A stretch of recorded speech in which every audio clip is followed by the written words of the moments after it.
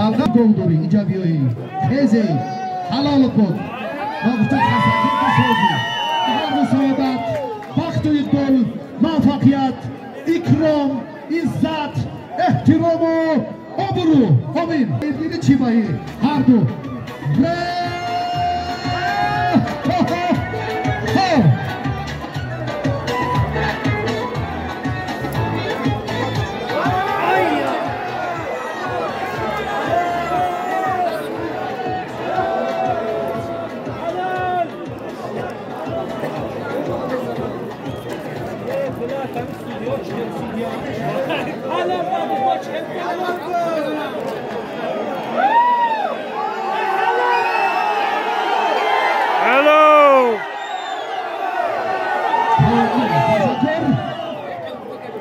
شما گوشتین گیرید هر دو پهلوانای ازبکستان و تاجیکستان سعدی دین این میزبان از رش کبود پوشی نیمه راستی میدان بوده عبدالله و پهلوان سعودی یولداشو خب لیباس هاشم بین تخته جان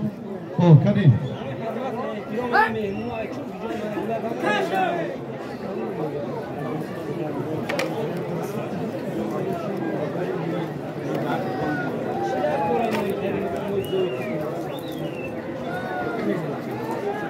بیگ مراد جمهوری ازبکستان خب سعید مختار از تاجیکستان شما اینجا شینید و همینا بریجی و محمدین پهلوانایی که معرفی میشه پهلوان گران وزن رشتون زمین سعید مومین حسن و پهلوانای تاجیکستان بیایید بکن آهسته آهسته یک محبتتان به نوروز قوی‌تر کنید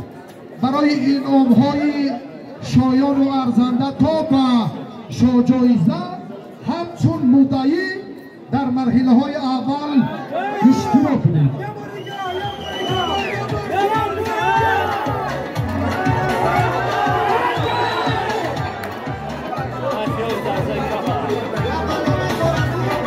دولتشاه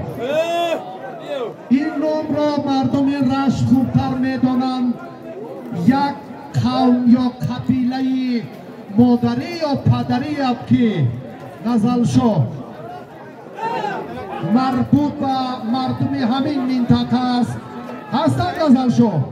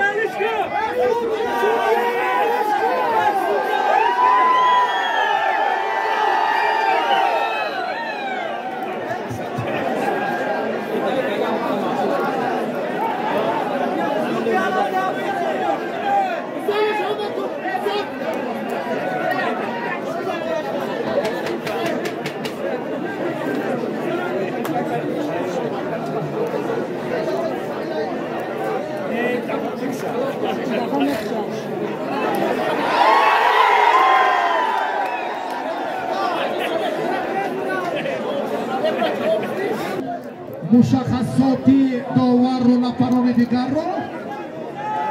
قربان شاه از کوچه نصرت الله هنرنمایی مرحله دویم پهلوانان وزنشان نه چندان گران به نیمه راست میدان بیاید از پهلوانان دیگر از خورشید مجید رو خواهش میکنیم